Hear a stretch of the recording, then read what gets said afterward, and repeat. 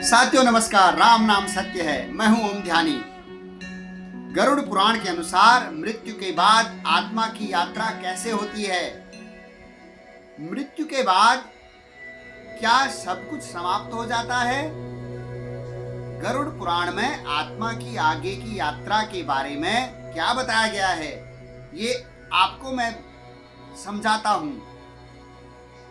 गरुड़ पुराण की परंपरा में मृत्यु को जीवन का अंत नहीं बल्कि आत्मा की एक अवस्था से दूसरी अवस्था की यात्रा के रूप में समझा गया है। इसका मतलब कि एक यात्रा खत्म हुई, एक पड़ाव खत्म हुआ और दूसरा पड़ाव शुरू हो रहा है। जब शरीर अपना कार्य करना बंद कर देता है तब आत्मा शरीर से अलग हो जाती है। ऐसा हिंदू धार्मिक ग्रंथों में वर्णित है।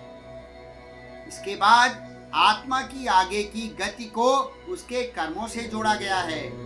मनुष्य ने जीवन में धर्म, दया, सत्य और सेवा का पालन किया है या अधर्म, छल और हिंसा का, यह उसके कर्मफल की दिशा निर्धारित करने वाला माना जाता है। इसी कारण गरुड़ पुराण में बार बार अच्छे कर्म करने और भगवान का स्मरण करने की प्रेरणा दी जाती है।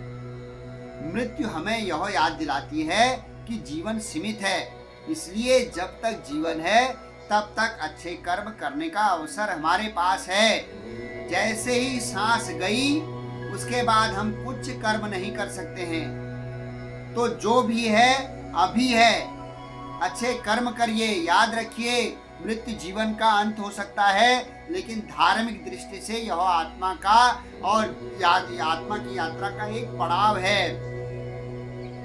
जय श्री राम।